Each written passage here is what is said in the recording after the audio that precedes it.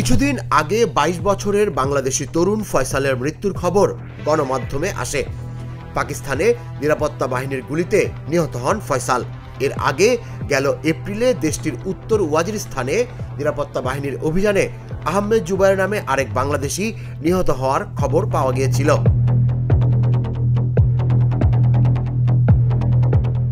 এছাড়াও গেল জুলাই মাসে সশস্ত্র সংগঠন তেহরিকি তালেবান পাকিস্তানের সঙ্গে জড়িত সন্দেহে 2 জনকে আটক করে বাংলাদেশ পুলিশ।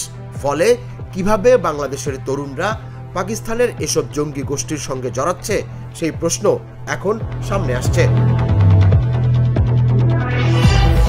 এই প্রশ্নের উত্তর খোঁজার আগে আমাদের জানতে হবে টিটিপি আসলে কি। টিটিপি মূলত পাকিস্তানের পাঠান মাদ্রাসা ছাত্রদের বিভিন্ন সংগঠনের একটি জোট। 2007 সালে বাইতুল্লাহ মেহসুদের নেতৃত্বে 13টি সংগঠন মিলে টিটিপি গঠিত হয়। জোট গঠনের পর থেকেই টিটিপির মধ্যে দলীয় কোন্দল শুরু হয় এবং এর জেরে তৈরি হয় বেশ কয়েকটি উপদল। তবে 2020 সালে টিটিপি আবারও এক হয়। তারা পাকিস্তানে কথিত ইসলামী শাসন প্রতিষ্ঠা করতে চায়। পাকিস্তানে বেশ কয়েকটি বড় ধরনের হামলার ঘটনায় বিভিন্ন সময়ে এই সংগঠনটির নাম সামনে এসেছে। সংগঠনটি পাকিস্তানের বাইরে বাংলাদেশ সহ বিভিন্ন দেশ থেকে তাদের জিহাদি সদস্য রিক্রুট করে থাকে বলে মনে করা হয়। পাকিস্তানে বিভিন্ন সময়ে মসজিদ ও স্কুল সহ বিভিন্ন প্রতিষ্ঠানে হামলার জন্য টিটিপিকে দায়ী করা হয়। তাদের হামলায় সেনা সদস্য নিহত হওয়ার ঘটনাও ঘটেছে।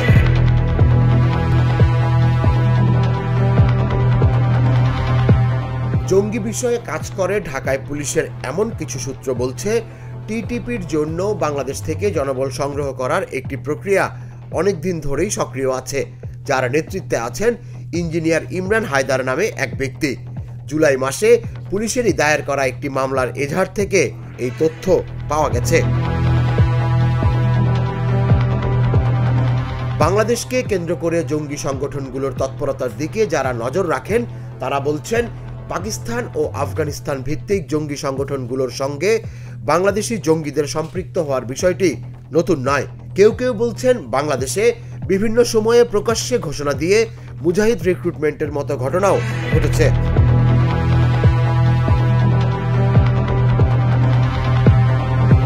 পাশাপাশি বাংলাদেশে সক্রিয় জামাতুল আনসার ফিল হিন্দাল শারকিয়া নামের একটি জঙ্গি সংগঠনের সঙ্গে আল কায়দার যোগসূত্র আছে বলে পুলিশ ও জঙ্গি বিষয়ক গবেষকরা বলে থাকেন।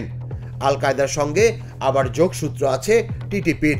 পুলিশের একজন শীর্ষস্থানীয় কর্মকর্তা জানান, টিটিপির সঙ্গে সম্পৃক্ত এমন 2 জনকে গেল জুলাইয়ে আটকের পর বাংলাদেশের ভেতরে এর নেটওয়ার্ক সম্পর্কে আরও তথ্যপাথ্য সংগ্রহ করা হচ্ছে। সূত্রটি বলছে, বাংলাদেশ থেকে সৌদি আরব কিংবা দুবাই হয়ে আফগানিস্তান কিংবা পাকিস্তানে পৌঁছায় টিটিপি নেটওয়ার্কের সদস্যরা। নিউজ ডেস্ক, জাগো নিউজ।